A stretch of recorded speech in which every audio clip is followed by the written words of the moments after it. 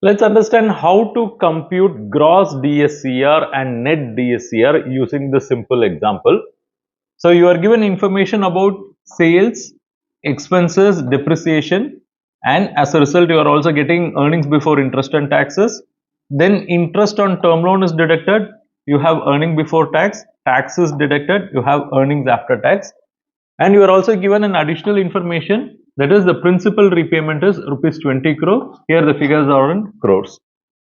And you have to find gross DSCR and net DSCR. So what is gross DSCR? Gross DSCR is basically internal accruals divided by interest plus principal. This internal accrual should be added back by interest on term loan as well. Interest on term loan. So now the question arises, what is internal accrual? Internal accrual is nothing but the cash profit. So let us find that. Internal accrual is the cash profit which is calculated by adding back or taking the earnings after tax as a base and adding back depreciation.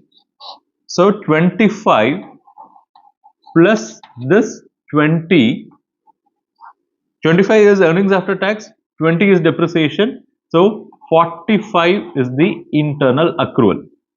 And with that we have to add interest on term loan as well. So let's do that. Internal accrual is this 45 and interest on term loan, already we have the information, which is 15, divided by interest plus principal. Interest already we know it is 15 and principal repayment is this 20. So this is 60 divided by 35.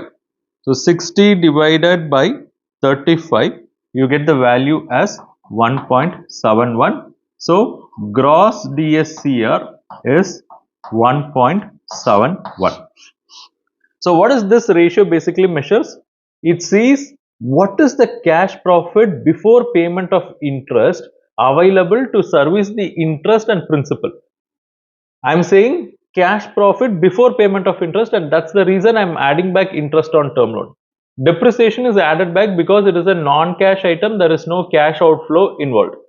So by adding these two, you get to know, that is 45 plus 15, you get to know cash profit before paying interest, and you are comparing that with the interest and principal. So you get to know how many times your cash profit is covering the repayment obligation. It is covering 1.71 times.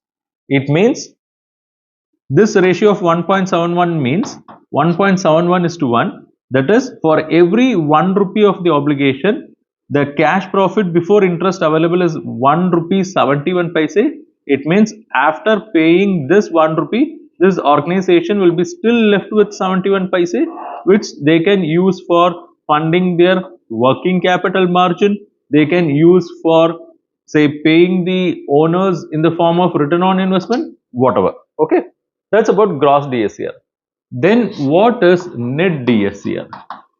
Net DSCR basically looks into cash profit that is available for servicing the principal alone, repaying the principal alone.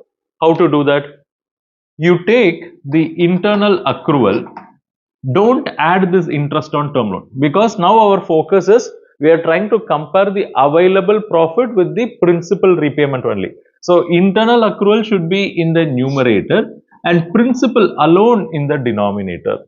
So what is internal accrual? Already we have calculated, it is 25 plus 20. What is this 25? It is earnings after tax, 20 is depreciation, right? So internal accrual is 45 and what is principal repayment? It is 20. So 45 by 20, you get 2.25. So net DSCR is 2.25. So this ratio basically measures what is the profit available to take care of the principal repayment. This ratio measures what is the profit available to take care of both interest and principal, which is 1.71 times, and for principal repayment alone, the profits available are 2.25 times.